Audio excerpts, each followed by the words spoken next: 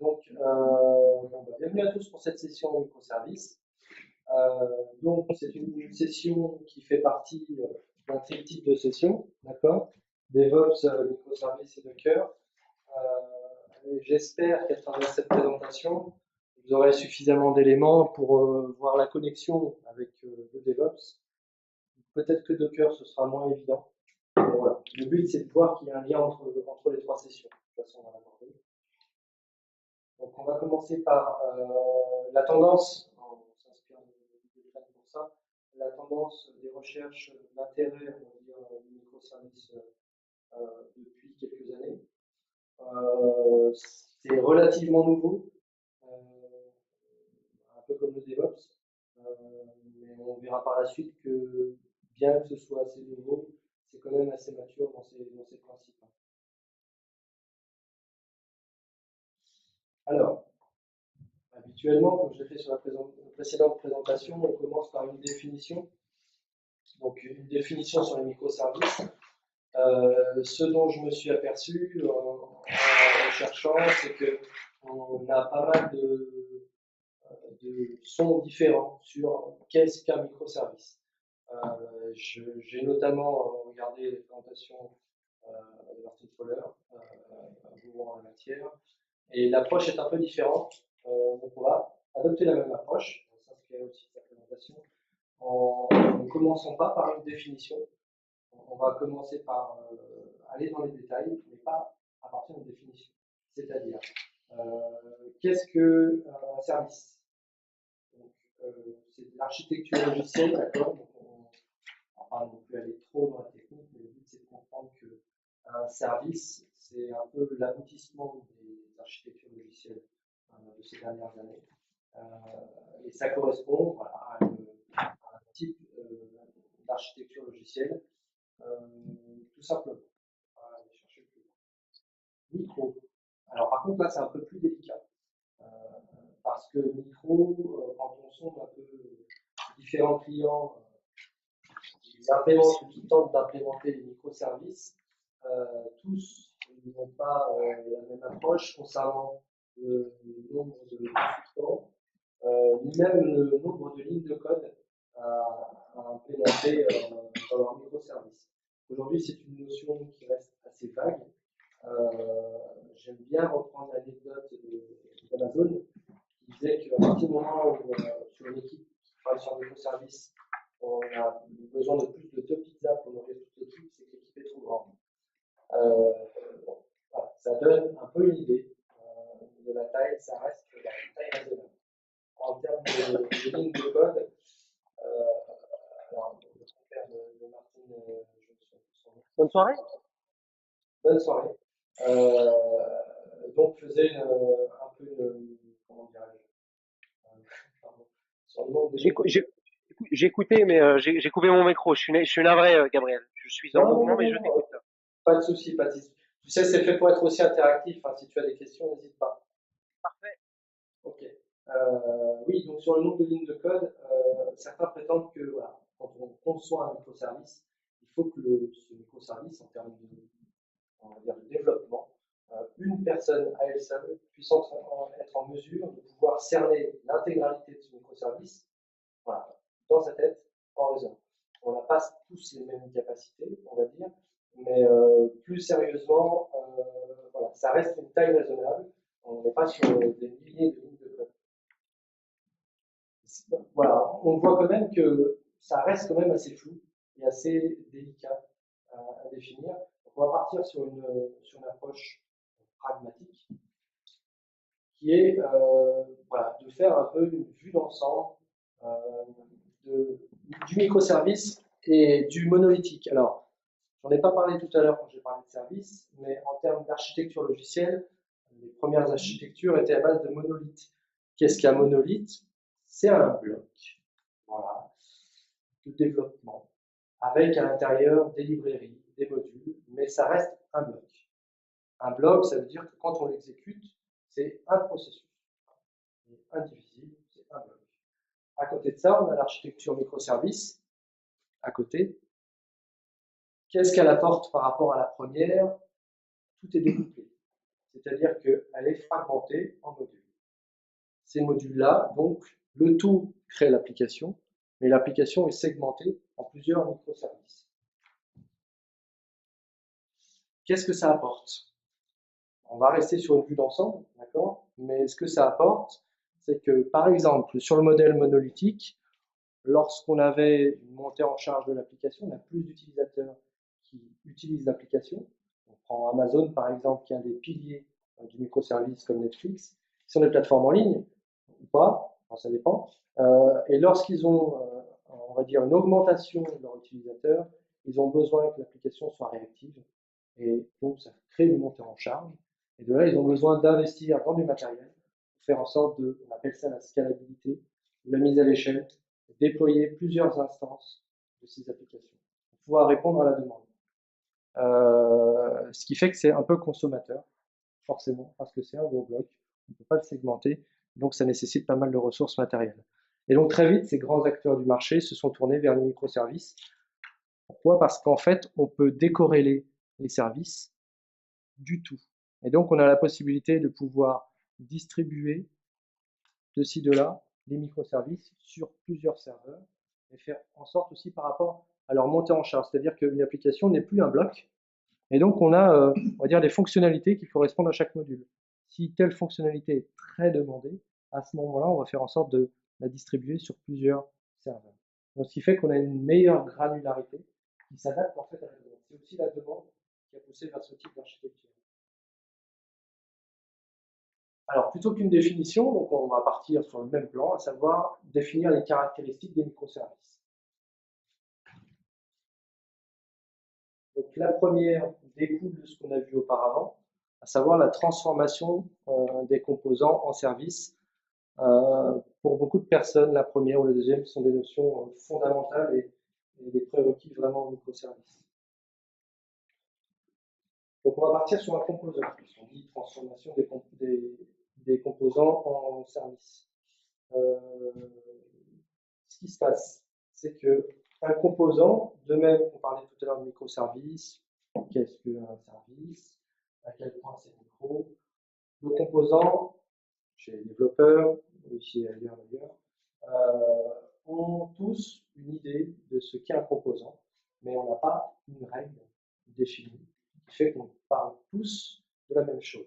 Donc même le terme composant peut être un peu vague. On va prendre un exemple qui est, encore une fois je m'inspire, un très bon exemple. Par exemple, lorsqu'on a on va dire une chaîne IFI à la maison. Un composant, c'est par exemple les enceintes ou l'ampli. C'est-à-dire que ce sont des parties du tout. Et qu'est-ce que ça a comme avantage d'avoir des parties du tout plutôt que d'avoir un bloc? Ça a deux avantages. Le premier, c'est qu'on peut les remplacer indépendamment les uns des autres. D'accord? Donc ça vous permet, vous n'avez pas tout à changer. Il y a juste une partie que vous pouvez remplacer. Et la deuxième, c'est la mise à jour également. Donc ça vous donne un matériel qui est plus évolutif, une application qui est plus évolutive. Donc vous avez, voilà, vous y allez petit à petit en fonction de vos besoins, et là en fonction des demandes. Donc on est toujours sur la même notion de granularité, de s'adapter à un besoin.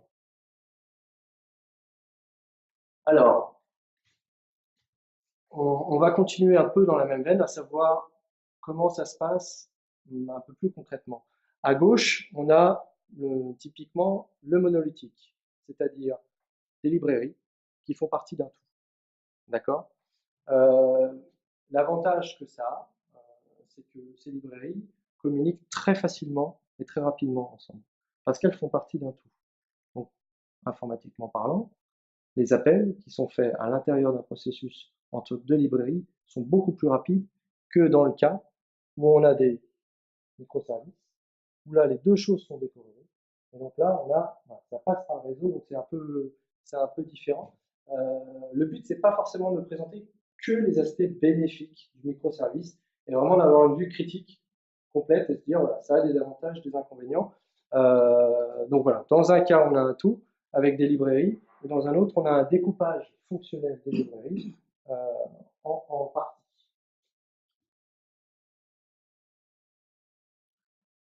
Le deuxième aspect fondamental des microservices, c'est le fait que tout est organisé autour de la capacité à couvrir les besoins métiers. Business capabilities. Ok, on va essayer d'être un peu plus clair, parce que c'est un peu vague. Je ne sais pas ce que vous en pensez. On est d'accord. Alors, on va partir sur la loi de Conway, qui dit que toute organisation qui conçoit un système produira inévitablement un modèle dont la structure sera une copie de la structure de communication de l'organisation. C'est plus clair comme ça, non? Vachement. C'est plus clair, non? Ce sera plus clair avec tes explications. C'est vrai. Donc on va continuer. On va parler avec une image. On a ici une équipe qui est en mode silo. D'accord? Donc on a une organisation qui est ici à gauche. On a des équipes qui sont faites en fonction des métiers. Donc on a du X, on a des développeurs, on a des VA, des spécialistes qui sont ensemble. Ce qui se passe, c'est qu'avec ce type d'architecture, on aura inévitablement une organisation interne qui mènera à des workflows, à un modèle, même en termes de développement, qui correspondra à notre façon de s'organiser en interne. Ce qu'on produira sera le reflet de la façon dont on s'organise en termes de communication, en termes d'organisation. C'est assez... Enfin, j'ai appris beaucoup quand je me suis documenté sur les microservices. C'est pas forcément quelque chose qui est évident de prime abord. On va enchaîner sur l'aspect du microservice, surtout le gain que ça a. C'est lorsqu'on s'organise autour d'équipes transverses, c'est-à-dire qu'on mixe les métiers ensemble. On les mixe, pourquoi? Parce qu'en fait, on s'organise autour des besoins métiers. On va voir peut-être dans un deuxième schéma. L'équipe transverse donc, est associée à chacun des besoins métiers et est vraiment responsable des besoins métiers. Donc on n'a plus ce côté, on est chacun responsable d'une partie, c'est une équipe est responsable d'un besoin métier. C'est ce qui est illustré à droite. Et ici, on a peut-être un schéma que je trouve un peu plus clair sur l'organisation métier. Vous voyez là, vous avez les équipes qui sont organisées. On va prendre un exemple d'un site internet, d'accord? Donc là, vous avez la partie catalogue des produits, inventaire, achat, livrable. Donc ça, ce sont des équipes matérialisées. Et là derrière, en termes d'architecture applicative, c'est-à-dire que le produit de ce qu'on va développer, par rapport à ces modèles-là, peut nous produire ce genre de choses, à savoir des services associés à chaque besoin métier. C'est une transformation et c'est un... mais c'est sacrément impactant. Alors, troisième point, les produits et non les projets. Tous ces points-là que vous allez voir, en fait, sont connectés les uns les autres. C'est pas forcément évident quand on les voit les uns après les autres, mais je vais essayer de faire des associations pour voir qu'effectivement, si ces caractéristiques sont toutes ensemble, c'est bien que ça a un sens global. Quand on découvre, c'est pas forcément évident, mais voilà. Donc les produits et non les projets, ça rejoint un peu le point précédent, à savoir que tout ce qui est organisation interne structurée autour des besoins métiers permet que chaque équipe soit responsable de bout en bout de ce besoin métier. Petite anecdote encore une fois chez Amazon, lorsqu'ils ont commencé à mettre en place ce type d'organisation, donc ils ont découpé les structures, comme on l'a vu précédemment, on a des besoins métiers. On associe des personnes qui utilisent des technologies différentes dans les mêmes équipes, mais on va plus loin, c'est-à-dire qu'au-delà des réunions ensemble, pour les rendre responsables, on va également faire en sorte qu'ils soient responsables de bout en bout, à savoir même de la partie utilisateur final, de la communication. Donc sur une application comme Amazon, suivant la partie que vous utilisez quand vous faites des achats en ligne, si vous avez un problème sur le déploiement, sur un problème sur l'achat, etc., vous avez derrière des équipes associées vraiment à ce besoin spécifique, qui sont, au-delà de développer cette partie-là, responsables de bout en bout. C'est vraiment un modèle bien différent. Ça va au-delà de l'aspect technique. C'est un modèle d'organisation bien différent.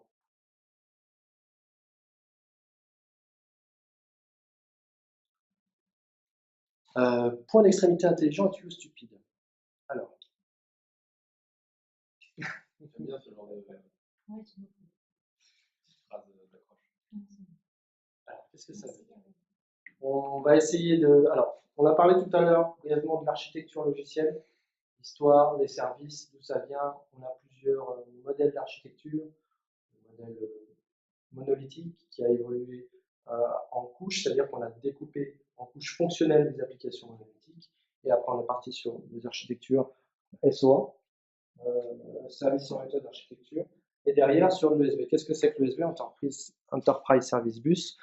C'est une sorte d'intelligence, un middleware, qui est là pour centraliser l'intelligence et qui va derrière délivrer du service à différentes parties de l'application. Au final, au départ, l'idée, c'était de rendre quelque chose de plus fluide, de mieux organisé, ce qui peut produire au final on va dire des applications qui en viennent à être aussi difficiles à gérer que les applications monolithiques. Donc ça a ses limites, ce type d'organisation. Et donc, les microservices, qu'est-ce qu'ils apportent par rapport à ce constat-là? Ils se proposent en fait de déporter l'intelligence centralisée aux extrémités et de faire en sorte que le centre ne soit plus qu'une connexion entre les différents services. Quel est le gain d'utiliser ce genre de méthode? On va voir un exemple, ça sera peut-être pas parlant pour tout le monde. Bon. C'est une commande Linux, d'accord? Chacune des commandes que vous voyez là sont des commandes qui ont une fonctionnalité particulière, d'accord? La première, par exemple, sert à lister les processus qui sont sur votre ordinateur, d'accord? La deuxième sert à récupérer les processus qui aura un nom Java et qui finirait par Java, forcément. La troisième va s'occuper sur ce traitement de données à récupérer la deuxième colonne, d'accord? Et Xarg Kill va s'occuper de mettre un terme à ces processus. Alors, au-delà du jargon technique, ce qu'il faut comprendre, c'est que en fait, ces petites applications, ces petits outils, en fait, lorsqu'ils sont connectés les uns aux autres, parce que, alors, je ne vais pas préciser, la barre oblique, ça s'appelle un pan, et ça permet de rediriger le produit de la commande vers la droite. Donc, PSO va générer une liste, et cette liste, il va l'envoyer à la seconde commande. D'accord? Cette seconde commande va faire un traitement et va l'envoyer à la troisième commande. En fait, ce sont des petites applications, des petits outils qui ont une fonction. D'accord? Ça rejoint KISS. Keep it simple. Stupide. D'accord? Faire une chose et la faire bien. C'est tout. Et donc, on voit, là, vous avez l'exemple, en fait, de microservices complets. Parce qu'en fait, on peut dévier derrière sur les avantages que ça a également, c'est que vous pouvez, de la manière d'une chaîne IFI, upgrader chacun des éléments indépendamment des uns des autres. Après, il y a certaines contraintes quand même à garder en compte, à prendre en compte, c'est que chacune des commandes, au fur et à mesure qu'elle évolue, doit pouvoir continuer à communiquer correctement avec les autres commandes. Ça, c'est un point de vigilance, mais voilà, c'est pris en compte. Mais voilà, l'intérêt, c'était de vous montrer que avec plusieurs petites commandes simples, on peut arriver à créer, comment on va dire, répondre à un besoin qui auparavant, comment dirais-je, on va le dire différemment. Auparavant, on avait des applications, d'accord, complètes, qui fournissaient ce type de besoin. Mais elles étaient complètes et c'était un bloc. Voilà. Donc c'est des commandes, c'est une commande globale. Alors que là, voilà, on a morcelé, on a spécialisé les commandes. C'est ça qu'on entend par point d'extrémité intelligent, les commandes intelligentes et les tuyaux stupides qui sont là pour relayer l'information entre chaque commande. C'est une approche qui est un peu différente, on décentralise. C'est clair? Vous avez des questions? C'est bon? N'hésitez pas. Hein. Vraiment, si vous. J'ai une question, mais c'est une question de béotien. Je vais pas vous la poser, mais quand tu parles d'intelligence, est-ce qu'il y a un même niveau d'intelligence pour toutes les commandes? Est-ce que c'est équivalent ou comment on arrive à mettre ça en perspective en fait? En fait, intelligence, c'est que chaque commande va avoir un traitement suivant la fonctionnalité qu'elle apporte. Donc après, ce qu'on entend par intelligence, c'est pas la fonctionnalité qu'elle apporte. En fait. C'est plus ça que quelqu'un commande et plus. Non, après, ça dépend du besoin final, et ça dépend des fonctions qu'on utilise. Alors, la gouvernance décentralisée, ce qu'amènent les microservices également, c'est une décentralisation de l'outillage, des technologies et des outils. C'est-à-dire que grâce à cela, on a la possibilité d'avoir un outillage hétéroclite, on va dire, avec des technologies qui sont bien différentes. Lorsque je vous ai montré la commande précédente, d'accord, on avait plusieurs commandes, sauf que ces commandes-là qui étaient interconnectées peuvent très bien avoir été développées par des langages différents.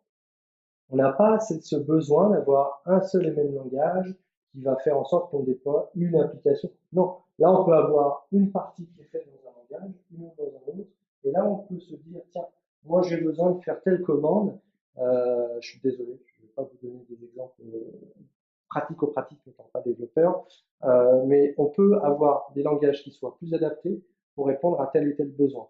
Donc dans ces cas-là, on va utiliser un langage ou un autre. Donc c'est ce que permet aussi les microservices, de pouvoir s'adapter suivant les besoins. Ça se retrouve aussi sur les données. C'est-à-dire qu'on a les outils, enfin l'outillage qui est décentralisé au niveau de la gouvernance. On a la même chose avec les bases de données. À savoir que là, on a un modèle classique, monolithe, d'accord, où on a notre application ici, et là, on a tout ce qui est base de données. D'accord. Une base de données centrale, bloc, et là, une application centrale. Au fur et à mesure qu'on décorrèle donc les modules et qu'on crée des microservices, on va en profiter pour décorréler aussi les données. Et se dire, tiens, mon service, il a besoin juste de ces données-là et pas plus. Moi, j'en ai besoin, j'ai besoin d'autres données. Donc moi, je vais les stocker. Chaque microservice va stocker ces données, les données dont il a besoin. Et ensuite, lorsqu'il a besoin de communiquer, je ne l'ai pas dit jusqu'à présent, interservice, d'accord, on a la possibilité d'accéder aux données d'un autre microservice, mais pas directement en attaquant la base de données, pardon, mais en fonctionnant par API. Parce que chaque microservice met à disposition une API, c'est-à-dire un moyen de communication pour pouvoir utiliser ce qu'il fournit. Et donc, dans ces cas-là, on utilise voilà, les API entre services lorsqu'on a besoin d'accéder aux données. L'avantage, c'est que, c'est un terme qui revient assez souvent, on gagne en granularité, on gagne en précision, et là, vraiment, on a des données qui sont adaptées à chaque microservice. Petite question. Oui. Allô? Oui, je t'entends. Ça augmente pas le temps lorsque tu demandes des requêtes. Lorsque par exemple un dev va aller dans la base de données et que là, il passe par le biais d'une API pour pouvoir rentrer dans la base de données, ça augmente pas le temps de requête? Alors, tu as le pour et le contre. Ça dépend des applications, mais dans un premier, quand tu as un gros monolithe avec une grosse base de données, tu as forcément une base de données qui grossit énormément, suivant la taille de ton monolithe, forcément. Et si toi, tu as besoin d'accéder à une donnée spécifique de ta base de données, étant donné que tu as une base de données qui est plutôt conséquente, ça va prendre un temps de traitement également conséquent. Il faut que l'infra soit bien sizée. Ça, c'est l'inconvénient d'une base de données unique. Par contre, l'avantage, c'est que c'est assez direct, effectivement. Et dans un deuxième temps, lorsque tu as des microservices, le gain que ça a, c'est que les microservices stockent les données dont ils ont besoin, et à partir du moment où ils se rendent compte que les données dont ils ont besoin sont utilisées par un autre microservice, ou on se rend compte qu'il y a une incohérence, à ce moment-là, il faut revoir la conception des microservices, et peut-être revoir leur fonctionnement et ce qu'ils stockent comme données. Mais aujourd'hui, en termes métriques, moi je pencherais plutôt sur le microservice plus rapide en API qu'un monolithe avec une base de données conséquente. Mais après, c'est du cas par cas, ça dépend de la taille de chacun. Ça va, je t'ai pas trop. Non, bon parce que tu avais pris l'exemple de Netflix. Je sais que Netflix a une énorme base de données. Est-ce que sur un modèle comme celui-ci, tu es capable de pouvoir répondre avec des microservices? En fait, Netflix n'a pas une base de données. parce que Netflix sont à droite en fait. Netflix utilise des microservices qui stockent chacun leurs données. Et lorsqu'ils ont besoin d'accéder à des données globales, on va dire, à ce moment-là, ils fonctionnent par API. Mais si Netflix et Amazon se sont tournés vers ce type d'infra, c'est effectivement qu'ils avaient un gain également au niveau des données. Après, c'est pas mandatory, hein. On peut très bien utiliser une seule base de données avec les microservices. Encore une fois, ça dépend de la taille. Si tu as une application voilà, avec quelques milliers de lignes de code, tu n'as peut-être pas besoin, tu as peut-être besoin de microservices, mais tu n'as peut-être pas besoin de décorréler ça en plusieurs bases. C'est vraiment pas quelque chose qui fait partie du prérequis, on va dire.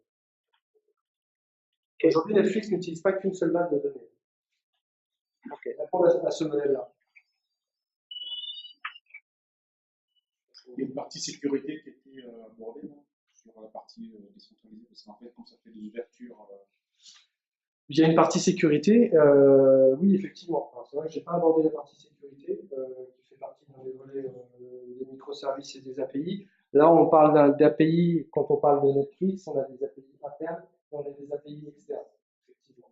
Et il y a une vigilance accrue qui est apportée sur les API ouvertes, les API qui sont notamment open source. Netflix fournit un framework et un ensemble de librairies OSS à disposition de tout le monde, Spring. Et ces modules-là sont open source. Après, en termes de sécurité, je ne saurais pas aller plus dans les détails, mais effectivement, c'est un point de vigilance.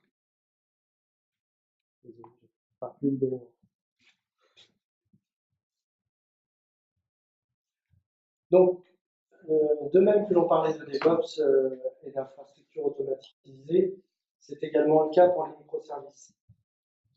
Alors, petit rappel pour ceux qui n'étaient pas là sur le DevOps, quand on a du DevOps, c'est pas forcément quelque chose qui vient tout de suite. En tout cas, suivant les besoins et si on veut passer au microservice, le besoin s'en fait très vite ressentir. En fait, il est nécessaire de pouvoir créer des environnements à la volée en très peu de temps. Tester du code, monitorer du code, c'est également très important. Pouvoir réajuster. Quand on a quelque chose qui est un point de blocage, il faut répéter jusqu'à ce que ce soit élucidé. Dans le cas de l'automatisation, c'est exactement pareil. En automatisant et en augmentant la fréquence des livraisons, des processus, on arrive à quelque chose de plus fiable.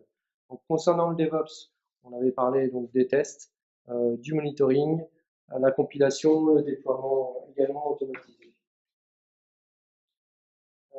Et donc là, concernant les microservices, en fait, vous avez à gauche, toujours pareil, hein, le modèle monolithique. Ce qui se passe, c'est que chaque instance de votre application sur le serveur, en fait, va fonctionner sur un seul processus. Lorsque vous avez les microservices qui sont déployés, là, on parle surtout du côté déploiement, on a le déploiement qui peut être fait sur plusieurs machines. Chaque microservice peut être fait sur plusieurs machines. C'est ça qu'on l'avait déjà évoqué auparavant. Ce slide-là va permettre de faire une petite, c'est une petite prémisse de Docker et de la conteneurisation d'applications. Parce que Docker vient derrière encapsuler chacun des microservices pour permettre un déploiement simplifié et surtout pour pouvoir derrière orchestrer des conteneurs plus facilement. On verra que c'est pas forcément conçu pour échouer. C'est bien bizarre comme idée. Qu'est-ce qui se passe? Chaos Monkey. Donc, alors, on l'a vu ensemble, les bénéfices, on a vu aussi quelques contraintes. Ce qui se passe, c'est que quand je vous disais que les microservices avaient quelques années seulement, d'accord, ça a quelques années, mais il y a des idées qui sont, je juge en tout cas pour ma part, très matures. À savoir, on fait du code, on le teste, on le monitore, et on s'assure que ça fonctionne bien. Et lorsqu'on fait un déploiement, eh bien, on fait la même chose. Alors, comment on va faire? On va faire comme fait Netflix, à savoir, par exemple, à savoir créer un outil qui va s'occuper de façon aléatoire ou par scénario, détruire notre infrastructure. Donc tout ce qu'on a vu auparavant, on a vu des déploiements qui étaient faits sur plusieurs machines. Là, on a la possibilité de tester à quel point notre environnement est fiable. Donc, ce qui est très intéressant dans cette idée, c'est de se dire, voilà, c'est pas quelque chose de, pas de nouveau, mais on le voit sur la sécurité, les tests d'intrusion. Il y a pas mal de, c'est pas quelque chose de, c'est spécifique par rapport aux microservices. Et là, dans ce cas-là, sur cette solution-là, c'est une approche globale de, voilà. Et là, la meilleure façon de savoir si on tient la route, c'est de se faire tester. Voilà. Se faire tester, et c'est pas une fois tous les ans, c'est régulièrement. Régulièrement pour vraiment s'assurer qu'on a une infrastructure, une architecture applicative fiable. Conception évolutive, alors on va dire que les microservices permettent, de par leur nature, de pouvoir avoir un besoin qui évolue, on l'a vu tout à l'heure avec la chaîne Phi, assez plus simplement qu'avec une application monolithique. Mais quand même, on a vu lorsqu'on a évoqué la ligne de commande Linux, ça amène des contraintes. C'est-à-dire que c'est bien de faire évoluer des microservices indépendamment les uns des autres, etc. Mais on a quand même des best practices, entre guillemets, pour faire en sorte de ne pas casser ces liaisons. Et donc, ça passe par beaucoup de patterns, beaucoup de best practices, de méthodes côté développeur, pour éviter des codes spaghetti et pas mal d'autres anti-patterns qui sont justement des modèles à éviter. C'est ce qu'on entend quand on parle de conception évolutive. Après, il y a plusieurs grands acteurs qui ont essayé de passer au microservice alors qu'ils étaient sur une application monolithique. On a la possibilité également de rester sur un noyau monolithique et d'apporter des fonctionnalités au fur et à mesure à base de microservices. Essayer de trouver un peu un terrain entre les deux qui fasse qu'on n'ait pas à tout changer. On va le voir derrière, effectivement, le microservice, c'est pas le modèle parfait. Alors, finalement, on va rester sur une définition quand même. Hein. C'est peut-être bien pour qu'on puisse synthétiser un peu tout ce qu'on a vu auparavant. On retrouve donc la notion de petit service indépendant, d'accord, qui s'exécute dans des processus différents et qui communique via un protocole léger. On l'a évoqué également. Axé aussi sur les besoins métiers et une infrastructure automatisée. Et puis également la possibilité d'avoir des langages et un outillage décentralisé et hétéroclite également, diversifié, adapté aux besoins.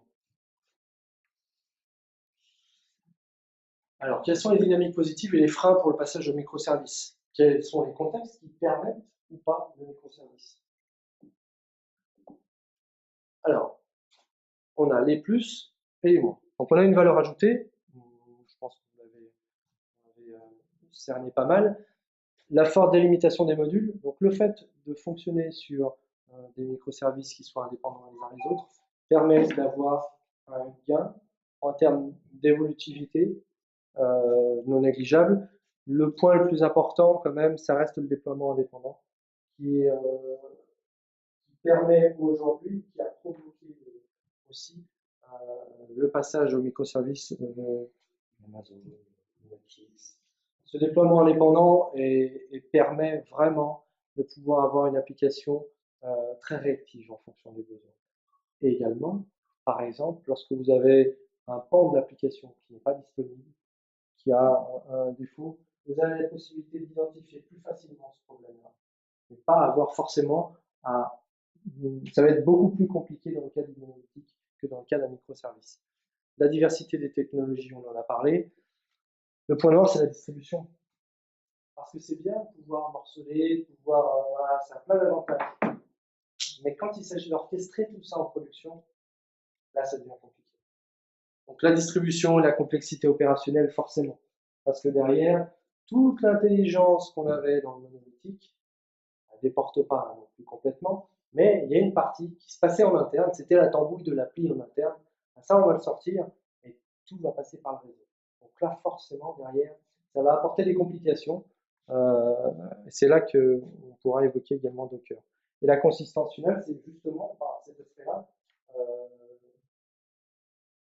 Pas pour répondre à oui tout à l'heure, mais le fait de passer par le réseau et de plus être sur une communication interne ralentit les performances. On a des performances moindres, c'est sûr. Et d'autre part, on a, on va pas dire un coefficient de variabilité, mais on a quand même un fonctionnement qui a moins de cohésion qu'un monolithique, qu'un bloc. Donc, ce sont aujourd'hui les prix à payer pour passer au microservice.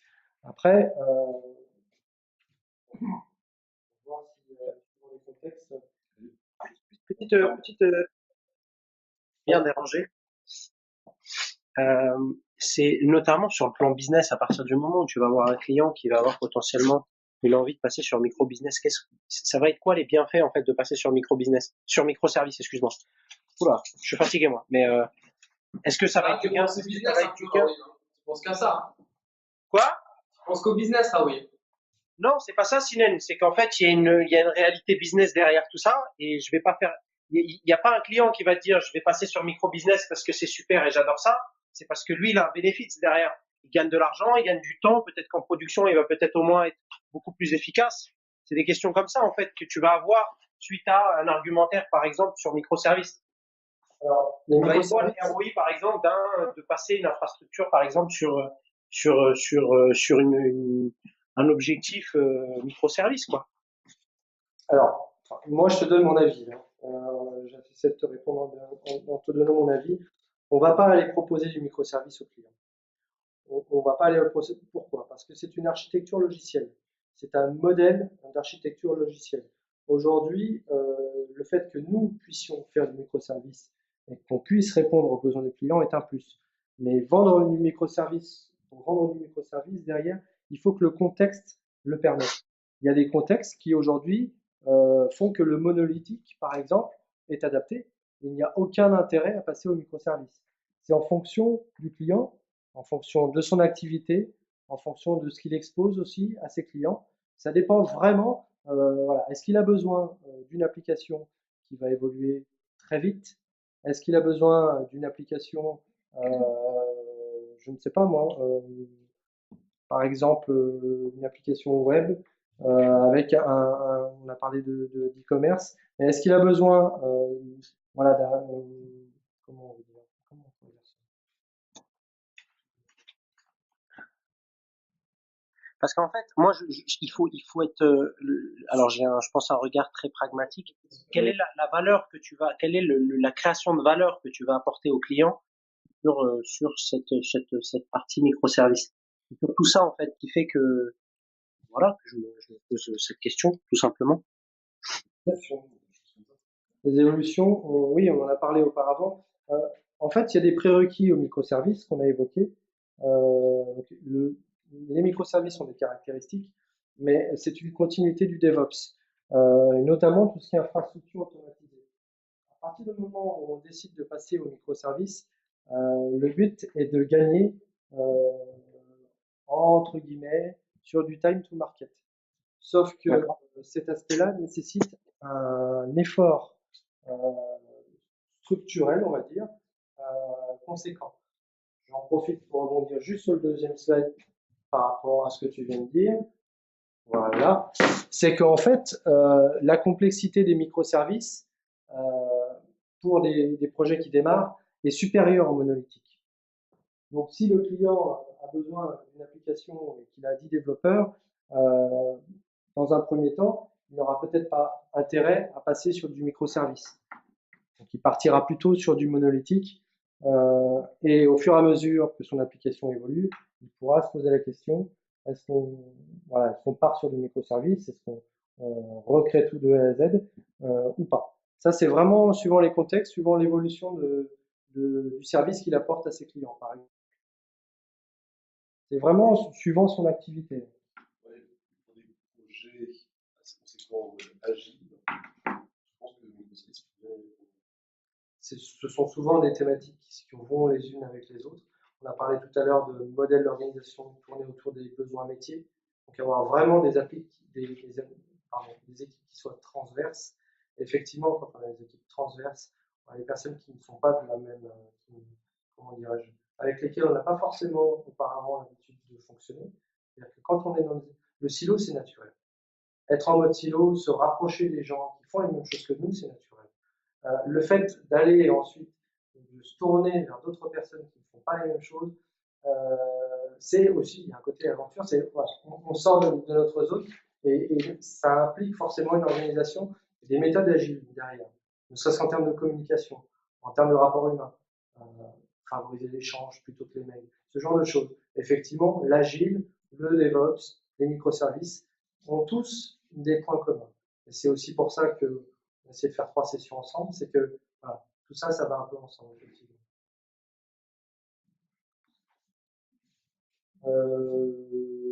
Voilà, je ne sais pas si vous avez des questions sur le graphique. Comme je l'ai dit, hein, en termes d'effort, si on prend le rapport effort gain, le monolithe est adapté vraiment à des petites applications. À partir du moment où on veut passer sur une application qui prend vraiment de l'envergure, suivant notre activité, là, vraiment passer au microservice a un intérêt.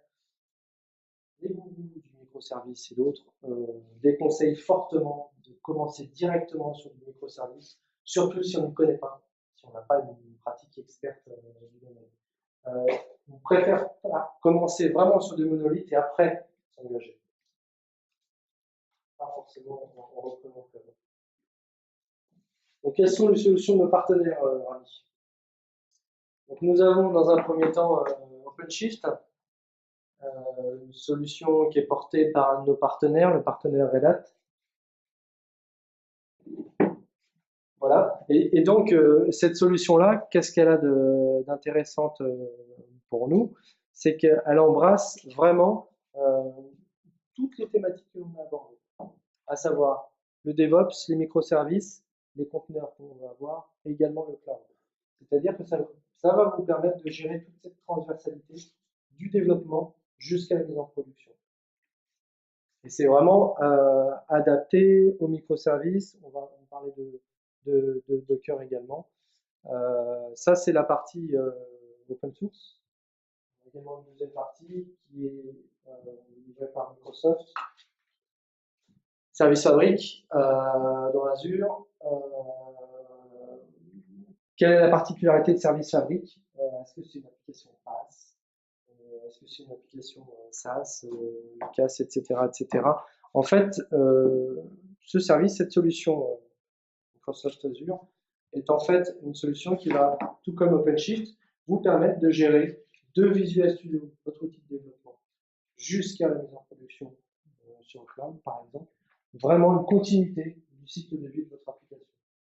Est-ce que c'est vraiment deux produits concurrents, c'est-à-dire OpenShift versus Service Fabric, où il y a des...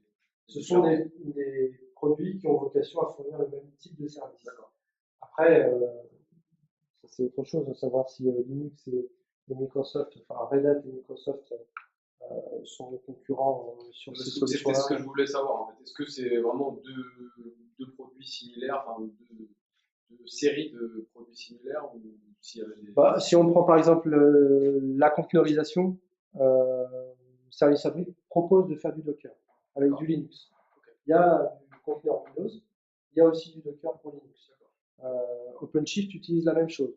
D'accord. Au sein de OpenShift et Service Fabric, en fait, il faut vraiment les voir pas comme un monolithique, hein, d'accord, mais vraiment comme un ensemble de solutions. C'est-à-dire qu'à l'intérieur, vous avez la première partie qui va vous permettre de gérer votre code, la deuxième qui va vous permettre d'empacter, de packager votre code, et la deuxième de pouvoir la distribuer et de l'orchestrer. Il y a vraiment toute cette suite de fonctionnalités dans ces deux outils. Et ces deux outils, on a parlé de Docker. Docker est un outil à part entière, mais qui est intégré à ces deux solutions.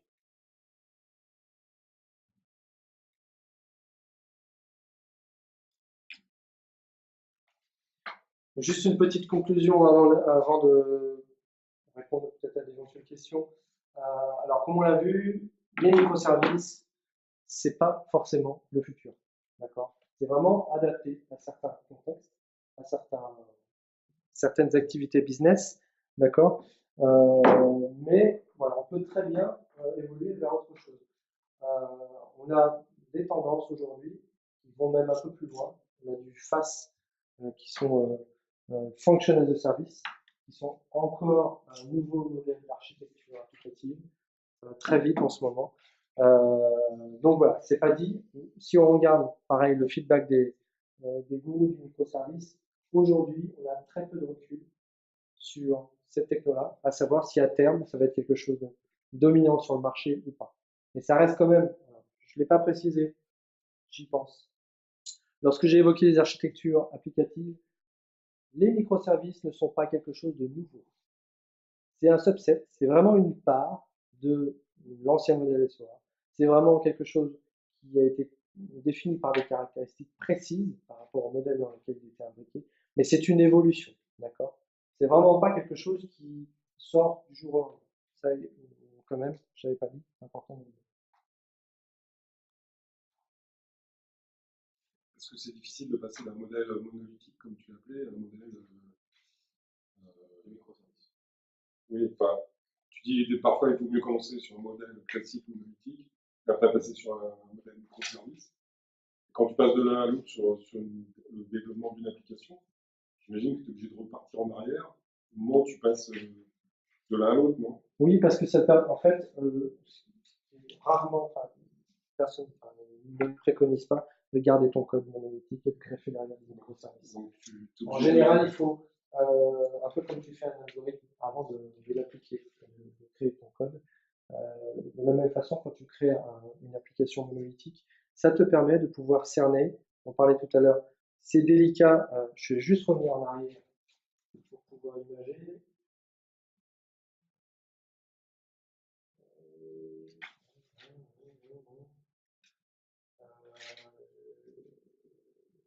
Là, c'est que tout ça c'est lié et que quand on parle d'un sujet, il faut le mettre en perspective par rapport aux autres. Et notamment lorsqu'on parle de monolithe à la base, lorsqu'on part sur le développement d'une application en monolithe, à un moment donné, on va s'apercevoir que l'évolution va poser problème. Mais ça peut par exemple permettre de cerner à quel besoin fonctionnel correspondra à quel module de l'application. Et on se rend compte que finalement, si on fait ce module-là, qui a besoin que de ces données-là, finalement, est-ce qu'on n'a pas intérêt à dédier des données uniquement à ce module-là? Et petit à petit, à repenser son monolithe en termes de microservices. En général, ce qui est conseillé, c'est voilà, ça, mais le monolithe, on ne le conserve pas. Le but, c'est plutôt de repartir from scratch. C'est pour ça qu'on fait plutôt ça au départ. Quand on a déjà un monolithe, on va fait quelques microservices. Et si on veut vraiment aujourd'hui partir sur des microservices, soit on part from scratch, on va faire une certaine expertise, soit on démarre sur du monolithe. Et si le besoin s'en fait sentir, on va au microservice. Et juste au niveau des coûts, est-ce que je sais que c'est un peu une question vaste, mais est-ce que ça coûte beaucoup plus cher d'avoir plusieurs équipes multi-casquettes comme ça qui bossent ensemble qu'une équipe tu vois, dédiée avec X personnes? Est-ce que c'est pas plus cher de. Enfin, j'en sais rien, mais est-ce que ça Alors, pas plus on vient d'un côté ou perd de l'autre. Je pense aussi. Alors, par contre, là, ce sont des données que je n'ai pas forcément. En termes de valeur aujourd'hui, par exemple, un développeur qui fait des microservices par rapport à un développeur qui fait des applications entre guillemets standards, effectivement, il va y avoir une différence de coût, certainement. Après, ce qu'on gagne d'un côté, on perd de l'autre. Donc, ce qu'on gagne, c'est quand même la productivité. Ça, une réduction du time to market avec tout ce qu'on a décrit auparavant. Donc, tout ce qu'on gagne d'un côté, pour le moment, on va quand même devoir faire des concessions sur un autre. Alors, quelle est la part entre les deux? Ça dépend du contexte. Moi, personnellement, je n'ai pas de chiffres là-dessus. Mais il n'y a pas de règle précise, je pense, là-dessus. Tu dis que c'est-à-dire qu'un ingénieur qui va être capable de travailler les microservices, quelqu'un qui a plus de connaissances, qui est plus. senior qu'un autre ou a plus d'expérience que. Ou alors c'est une personne qui est arrivée, voilà, pas forcément senior, mais en tout cas, en fait, les microservices impliquent une organisation, une structure qu'on a évoquée auparavant, à savoir pouvoir organiser nos modules en fonction des besoins métiers. Donc on est aussi dépendant d'un contexte. Il faut qu'on ait un contexte favorable pour que ce genre de solution émerge. Si on est dans le bon contexte, on n'a pas forcément besoin, selon moi, d'avoir une seniorité affirmée pour pouvoir se lancer dans le microservice. C'est pas une évolution de quelqu'un qui a fait 30 ans de développement, mais forcément le temps passe et voilà. C'est pas un aboutissement.